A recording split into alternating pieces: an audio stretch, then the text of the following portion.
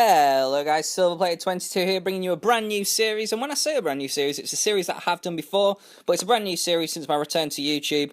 It's called Silver Squad Builders Battle, and it's where we pitch a load of different teams, a load of different silver squads against each other in a format for each team, and we see which team comes out on top. Now obviously the Euros are just around the corner, so last time I used leagues, but this time I am going to use teams that are at the Euro 2016. Now sadly Netherlands aren't going to be there, so we're going to look at Netherlands today as a sort of example. Each team is going to have a maximum of 3 informs, but I won't use 3 informs if I don't feel I need to. The formation has to start 4-3, so that could be 4-3-1-2, 4-3-3, any of those variations, or 4-3-2-1. But today I'm going to be using the 4-3-3-2 variation because I just feel like it works for the Netherlands. So, the first player is the goalkeeper, Sergio Pat. I think that's how you pronounce it. He's 6'6". Had no problems with this guy at all. Really decent handling, 78, and I really felt that in game.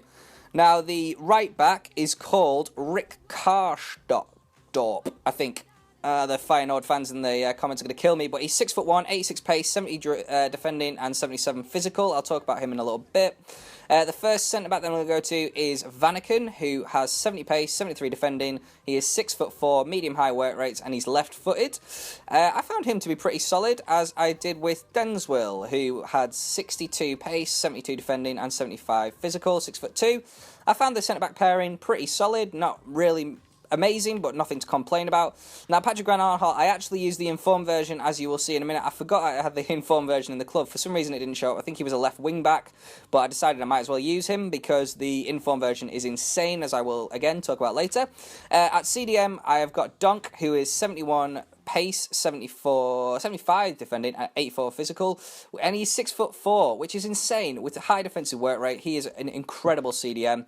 Now, to two of my favourite players for the team, we've got Sink Graven, who plays for Ajax. He's 5'10", really solid stats, 80 physical, 80 pace, 78 dribbling, 73 passing, really solid. And then you got Tony Valenia, who has 70 pace, 76 dribbling, 74 passing, 73 physical, really solid, well-rounded player, 4-star weak foot. I think he used to have 5, if I'm not mistaken.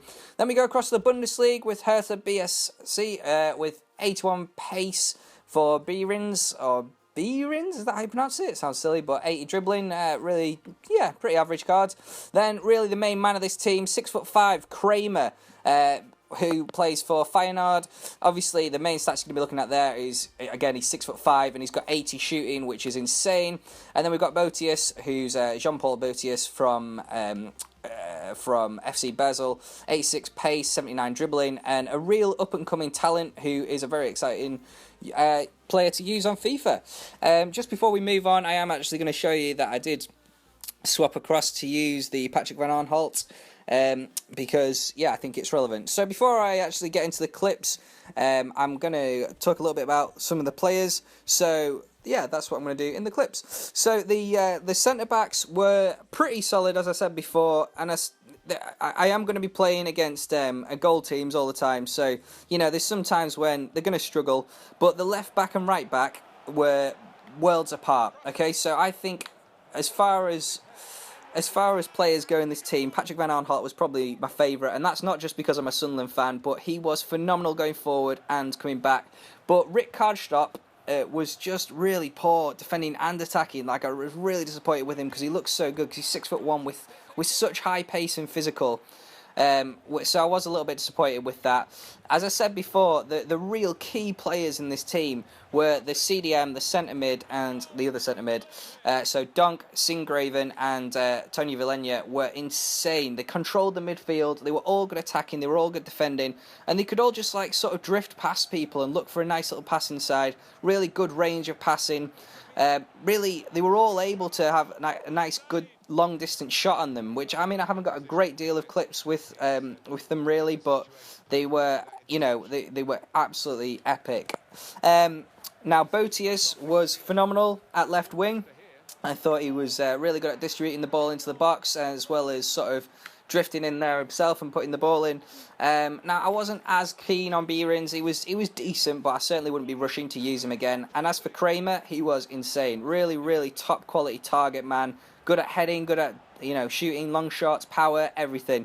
Look at this little bit of play though from Patrick Van Aanholt. This is what I'm talking about.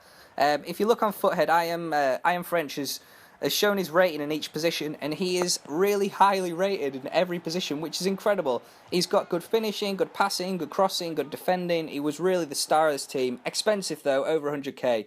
Anyway, these are the rules. I'm going to play 6 games with each team, no more than 3 informs, as I've said before. The formation has to begin 4-3, and the way that the scoring system is going to work out is each winning game is worth 3 points. Then goals scored minus goals conceded gives you another set of points, and then my personal enjoyment out of 10 gives you the third and final way of getting points.